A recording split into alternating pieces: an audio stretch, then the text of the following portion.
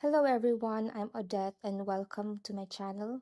I am a calligraphy artist from the Philippines, and as part of the ambassadors program of Ferris Wheel Press, I'm going to share my first impressions to these inks, especially on how they dried down on paper. So I have here the Velvet Ballet, Atlas Iron Ore, Land of Shangri-La, and of course the Twinkling Tea Party from the Ferritales Collection. The box is so gorgeous. And this is the Scribe Ballpoint Pen encased in this fancy box. So the first ink is called the Velvet Ballet, and the box illustrates a stage backdrop and the prima ballerina. This is Madame Bear, extends her leg in a delicate arabesque and twirls across the stage for the finale of the Nutcracker.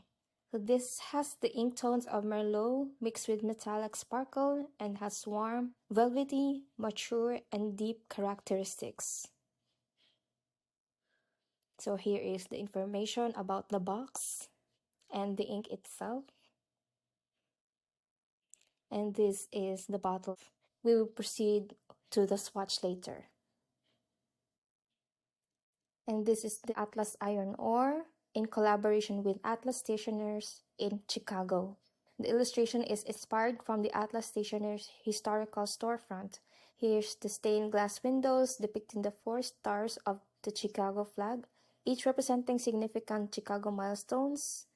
I like the embossed silver details, so here is the information about the ink. So here is the bottle itself. Right off the bat, this is a shimmering black ink. Next is the land of Shangri-La, inspired from its dreamy landscapes in their Canadian Shangri-La properties.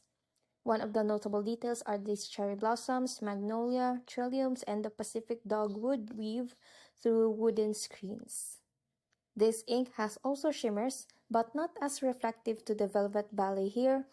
It has matte shimmers, which is somehow new for me. So this is the bottle. A cool tone brown inspired the mythical memories of Shangri-La. So this is the bottle, and the shimmers are not that obvious. Here's the Twinkling Tea Party. This is part of the Ferritales Collection.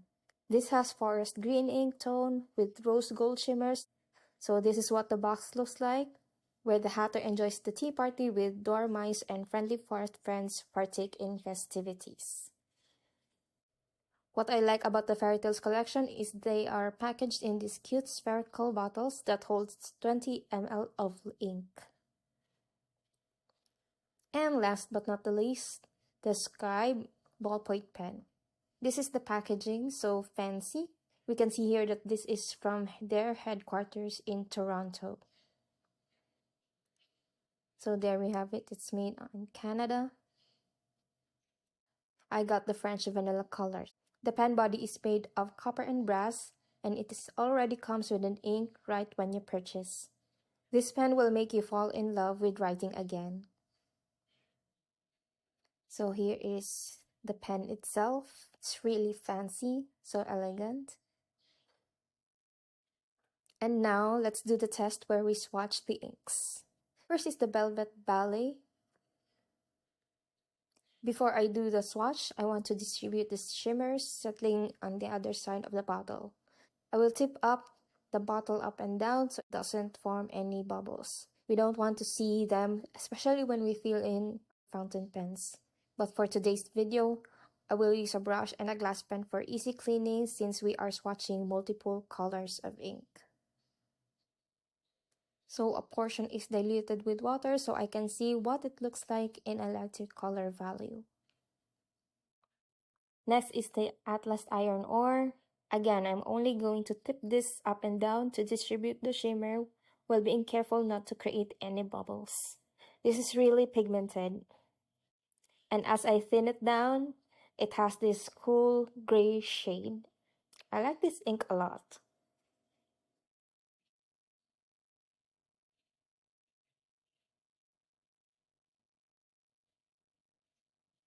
Next to swatch is the Land of Shangri-La. This ink is unique because of its matte shimmer. So again, I would like to tip this up and down. It is not reflecting light, but a matte shimmer gives that unique characteristic of the ink. And then we swatch what's inside this cute bottle, Twinkling Tea Party. So curious how green and rose gold would look together.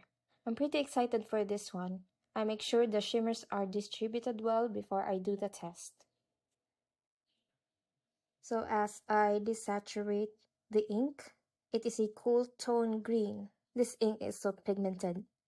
The rose gold does not show up immediately, but as it dries, it sparkles beautifully. So this is what it looks like when the inks dry down. I'm using watercolor paper as these are water-based inks. Now we try the Scribe Ballpoint Pen. Here is the pen, so elegant. The weight of this pen is really heavy considering this is made of copper and brass. So the brand name Ferris Wheel Press is engraved in the clip. The weight feels really heavy. It's really ergonomic. So let me grab my notebook real quick as I try to write a few words or sentences. I'm trying to make myself used to the grip and heaviness of this pen. The Scribe has an archival ink which makes handwritten notes last for years. That's one good point for me. The tip size for me, it's estimated at 0.7, which is kind of big. So this is a retractable which you twist this brass knob to expose the tip and twist it out again to keep the tip from drying out. I like how the body has a square shape, which makes it more easier to grip the pen. So that's it for this review. Comment down on which ink from this collection is your favorite.